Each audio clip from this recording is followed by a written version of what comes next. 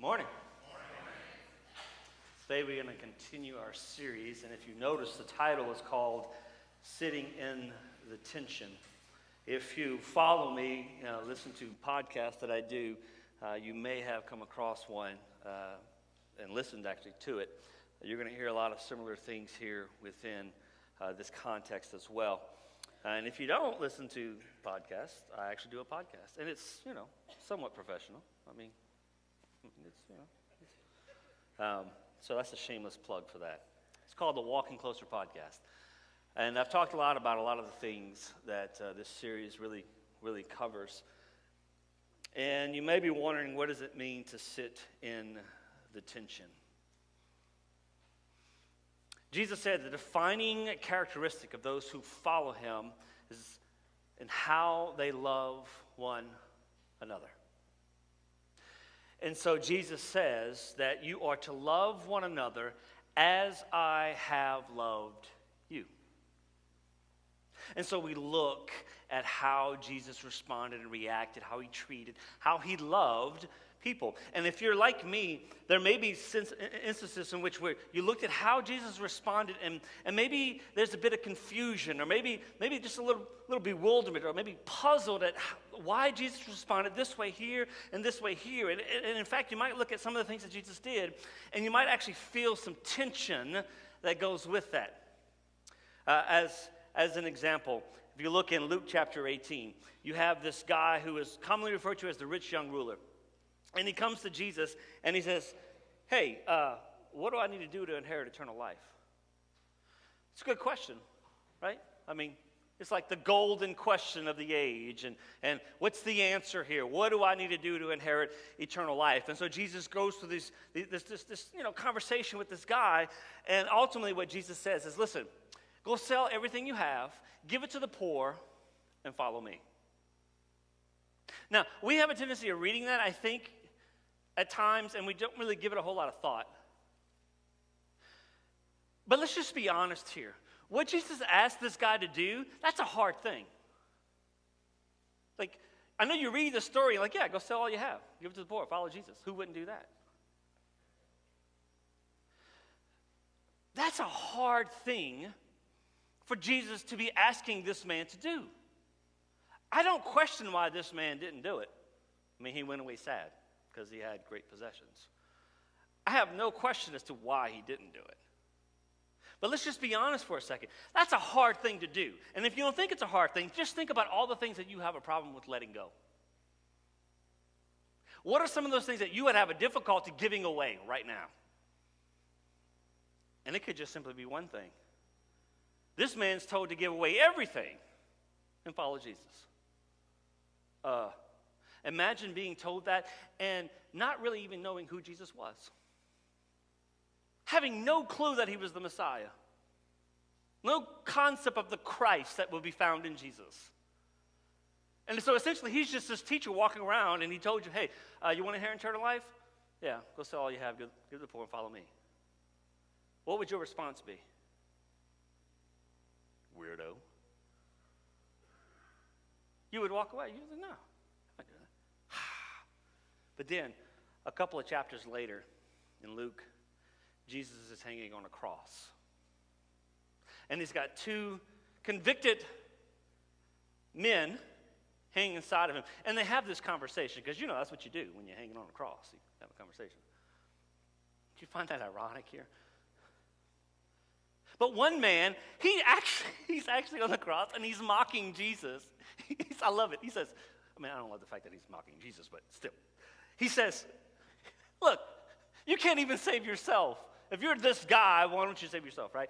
And the other guy's on the cross, and he's looking at this dude, and he's like, bro, we actually deserve what we got here. But not this man. I can imagine Jesus saying, yeah, you're right about that. No argument there. But then Jesus tells this man something. He says, truly, I say to you. And when you see the word truly, truly, or verily, verily, I think is how the King James puts it. Truly, truly, it's the idea of pay attention. I'm about to say something that's going to go against the norm. I'm putting my honor on the line, and so I'm telling you this is so. In other words, I am about to violate all expectations here. I'm about to say something that is going to throw everything out the window. And he says, truly I tell you, this day you will be with me in paradise. What? Just a few chapters earlier, he tells the guy to go sell everything he has, give it to the poor, and follow me. And this dude gets in last minute? Are you kidding me? Like, he didn't even have to rededicate himself. There's no like deathbed confession here. It's just, hey, you know what? Today you'll be with me in paradise. Now, from the outside, we look at that and it looks like, what is going on here? You tell a guy to do the hardest thing in the world to do, and this guy, well, he don't have to do anything because he lost it all anyway, and so he just gets a free ride in. Now, I get by me just simply stating that and stating it that way, you might actually feel some tension right now because you feel like you have to explain away exactly why things unfolded the way that they did. And that's what happens. See, I would respond to those different responses from Jesus as saying simply this. That's what love does. You see, because when you're asking the question, what does love require of me? It requires different things in different situations. Which is why in John 8, Jesus was able to say, listen, I don't condemn you. Now go and don't sin anymore. And then he turns right back around and he tells some people who had believed in him, he says, your father is the devil. Don't you see? I read that, I'm like, wow. Like, I don't condemn you, it's okay. Your daddy's Satan. Like, what's going on here? Like, how did this, because that's what love required. And so love, that's what love does. From situation to situation, it demands different things. Now, it's one thing for us to be on the outside, right? We take this book and we read these statements and we say, okay, this verse here and this verse here and this point here, this principle here and oh, this thing over here, and we bring it all together and we're like, okay, I'm okay with that conclusion. I understand now why this happened the way that it happened. It's easy to sit down after the fact with all the information in front of you and say, yeah, I can explain that away. That makes sense to me. Ooh, but it's another thing to actually be in the situation, sitting in tension and responding the same way as it's happening. That's a different story. That's a hard thing to do. That's a difficult thing to do because you feel the tension. Now, what is this tension? What are we talking about when we talk about this tension? Well, what I call tension here, it's obviously something that you feel, right? It's a uncomfortable feeling. It's that situation where all of a sudden, because of something that was said, something that was done, maybe a topic was brought up, maybe something happens and an image comes to your mind and it brings up stuff from your past. But all of a sudden, your defenses are on high alert. Tension is what happens when the story that you tell yourself is being challenged. The story you tell yourself about who you are, about who other people are, maybe about God, maybe about what's right for our country. Let's talk about politics, right? Tension is that thing that we feel when the things that we believe or say we believe are being challenged. We take those things sometimes as threats. And so we feel the pressure. And when we feel this pressure, we feel the need to relieve the pressure, right? And so one of the things we do is often we immediately push back. And we throw the pressure onto the other person or the other people or the situation. What we don't realize is oftentimes when we push back, we actually escalate the tension. See, because we don't like that tension, and our knee-jerk reactions oftentimes is to push it off, to relieve it. We don't want to feel that pressure. But when we're asking, what does love require of me? Well, it requires me to sit in the tension and not to run from the tension, because it's in the tension where love works. And in fact, it's in the tension where we learn how to love. And as we learn how to love, the less tension we'll actually feel. And so, what does love require of me? If we ask that question, it might be demanding a different answer than the one that we might want. So, what might it require of me? If I'm sitting in the tension and I ask this question, love might be saying, hey, shh, be patient and be kind. If I ask, what is love requiring of me in this moment? Love might be saying, hey, you need to deal with your jealousy. It's time that you address it. Hey, you don't need to be boastful. Or let go of your pride. If I'm in the situation and I ask, what does love require of me? It may say, stop being rude. If I ask, what does love require of me? It might be saying, hey, you don't have to always get your way. If I ask, what is love requiring of me? Love might be saying, hey, you're irritable for a reason.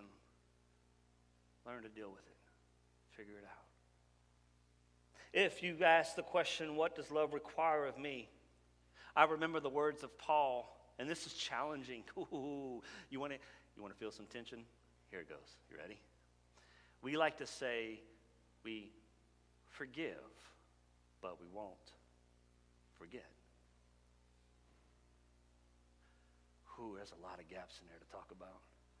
I shouldn't have brought it up because I don't have time to talk about them all. However, I'm going to leave you in some tension here because Paul says, love keeps no records of wrongdoings.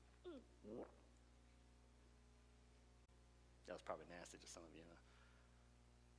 Love keeps no record of wrongdoings. How does that fit into that equation? And so you take that and you try to figure it out. And look, I have some things that I can add to that say, man, that's a struggle because there's some natural tendencies and abilities that are built in within us, within our DNA, to help us to respond to threats, to protect ourselves, and to deal with things. And remembering what has happened to you, especially the bad things, is a part of that. So how do we reconcile what Paul says here about, hey, love doesn't keep records of wrong things? And so maybe if we're in this situation and we're asking what does love require of us, love might be just simply saying, hey, you don't need to hold that over their heads. You might need to let that go. If we're asking ourselves, what does love require from me? Love might be requiring for you to stop putting up with injustice. Quit standing by idly while injustice is done and start standing up and being proactive to bring about justice. If you're asking, what does love require of me? Love might be saying, don't give up. Keep trusting. Look for the best. If you ask yourself this question, if you haven't figured it out, this is 1 Corinthians 13. What does love require of me? I like the way Paul says it. He says, love endures through every circumstance. I translate it this way: sit in the tension.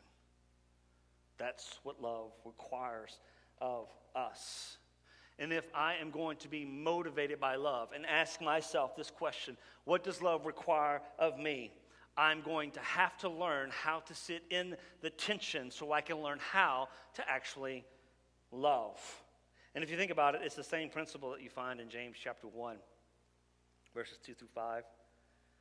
Let's talk about tension for a moment, right? It's that thing you feel. It's uncomfortable. Defenses are on alert. You feel threatened by something that was said or something that was done. Maybe a belief that you hold to be true about yourself, about God, about someone else is being challenged, and you take that as a threat. Okay? Maybe there's real circumstances where you're feeling oppression, and there is some sense of persecution happening. We have a tendency as Christians to think that we're all being persecuted, and we don't really understand what persecution is, in my opinion. But the oppression can be real.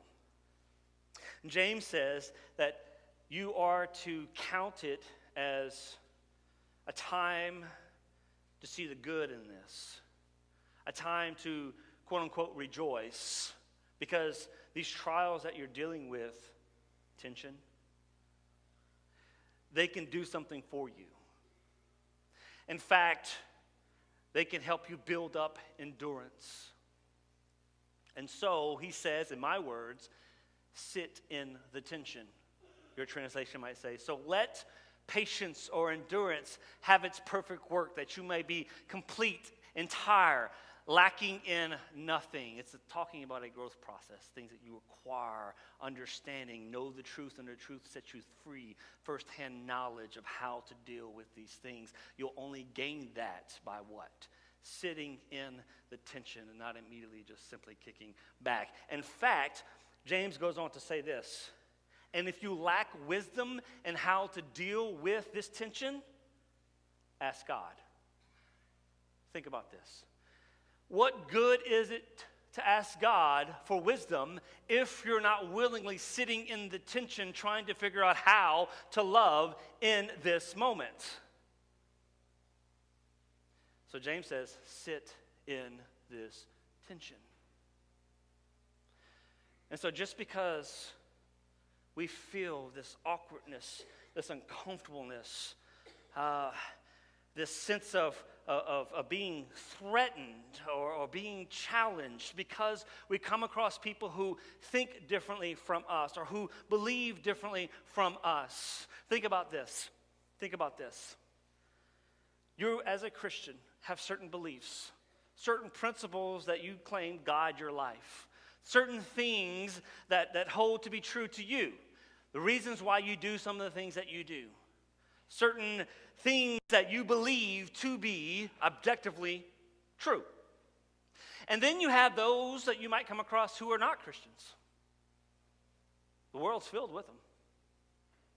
They have a different set of beliefs, different principles maybe that guide their life, different things that they hold to be true objectively. And what happens sometimes, and based on my experience, and I've been guilty of this as well, when we typically cross paths with people who are not Christians, we treat them like as if they are. We're the ones who signed up for this. They did not. But we all of a sudden feel like we have to treat them or have the power to treat them like they signed up for something they didn't sign up for. Does that make sense? Does that make sense at all? In fact, when Paul says, I love this, Paul says that when you come across those people, 1 Corinthians 5, verses 11 through 13, he says, listen, those of us who have signed up for this have no business judging those who have not. He says, what business do I have of judging those who are not in the church? In other words, we don't hold them to the same standard. And we shouldn't be surprised when people don't believe like us. Don't hold to the same principles, the same standards. See, but for some reason, when we cross those paths, sometimes we feel this tension. It's like we feel threatened, and we have to force what we believe and what we see, our perspectives, our opinions, our beliefs, on other people. Why do you think we respond that way? And when we do, sometimes we push back, we get argumentative. We've got to hold our stance. We lash out verbally, or maybe in our minds at least, we feel the need to, right? Or maybe we just all walk away in our minds thinking, they're just stupid. They're just ignorant. They just don't know. And we justify our positions in our heads without sitting in the tension and saying, hey, what does love require of me when I cross paths with people who don't see things the way that I see? When people don't believe what I believe? Why do I feel threatened when someone else believes something about God that contradicts what I believe? Why do I feel this need to aggressively push back? Because we don't like the tension. We don't like tension. And we want to do what it takes to relieve the pressure. And sometimes that's all we know how to do. See, but love requires a different response. So when we ask ourselves the question, what does love require of me? It requires us to sit in the tension. See, sometimes I think we just need to sit in it and not just look for the quickest ways to relieve it. Yeah, it's uncomfortable. It can feel threatening. It can be challenging. But sometimes the tension we feel when we cross paths with someone who doesn't see things the way we do tells us more about ourselves than anything else. Let me give you an example. You have certain things you believe about God. Who God is, what God does. You might call them attributes of God. And you hold those things to be true. You're confident in your beliefs. And then someone comes along and they challenge those beliefs. Maybe they don't believe certain things about God. Maybe they say, well, how can he really be all-knowing? Or maybe they say, are you sure he's all-loving? Because why would this be okay? Why would this happen? And in that moment, you feel this tension. In fact, you feel threatened. And the tension we feel in that moment may have more to do or say about us and our beliefs and what we really believe than anything else. Because here's the thing. If that situation were true, and I felt threatened by what somebody else believed about God, you know what that tells me? It tells me that I am not as convicted or confident in my beliefs of who God is. I won't see, you see, if you're confident in what you believe, you won't see any alternative views as threats. If anything, you'll see them as opportunities. And in fact, if you're asking, what does love require of me? You will seize those opportunities. Maybe it's just an opportunity to have a conversation. Maybe it's an opportunity to begin to understand from the other's perspective. Regardless, when we ask, what does love require of us? It really requires us to sit in that tension and to learn how to love. So, if I said, hey, I'm not sure if the world was created in 6 days. How does it make you feel? What if I said, hey, this whole Genesis 6 flood thing, that's kind of hard to believe. If I said, I'm not so sure that it just doesn't logically make sense that Moses and the children of Israel were in Egypt, first of all, but secondly, that they actually crossed the Red Sea. I just don't know about that. How does that make you feel? What if I said, you know what? I just don't know about this whole resurrection thing. I mean, Jesus was a good man, and virgin birth, does he had to have what's the point? If I gave you any alternative views of stories, conclusions that you come to from the Bible, and these are all just simply examples. Watch them have people come up to me. You don't believe this? You don't believe this? You don't believe this? No, that's not what I'm saying. I'm asking you, how does that make you feel? Because increasingly more and more, and it's always been the case, more and more you're going to come across people who say that they are Christians, and I have no reason to believe they're not. But they challenge the things that they're being taught They're challenging the veracity of these accounts. They're challenging lots of things, and they just simply have questions. My question to you is, are you going to feel threatened by that? Or are you so confident in what you believe that you're going to be able to walk alongside other people and answer the question, what does love require of me? And not feel threatened. There's lots of situations, okay, that we can come to and feel tension. I present the situation that from a biblical perspective, that is, biblical views, things that you hold to be true, stories that you read, conclusions that you've come to from the Bible. Those are things that I think are best fitting to deal with this topic. But there are also other situations in your life that are cause tension. Maybe you and your spouse see things completely different about something. Maybe you and your coworkers see something completely different about you, but you have to work together. Right? Maybe a situation arises. I don't know, whether it's at the grocery store, the gas station, maybe it's with some people in here. And it has nothing necessarily to do with someone's conclusion on anything. And those situations can make us feel threatened. They make us feel unsafe. Our defenses go on high alert. All I'm saying is this. When you feel the tension about anything, ask yourself the question, what does love require of me? And love doesn't always, if ever, require a beatdown. Love requires a pick-me-up. Sometimes love requires a holding of the hand. Sometimes love requires, hey, let's talk about this. Sometimes love requires, hey, you talk about this and I will listen.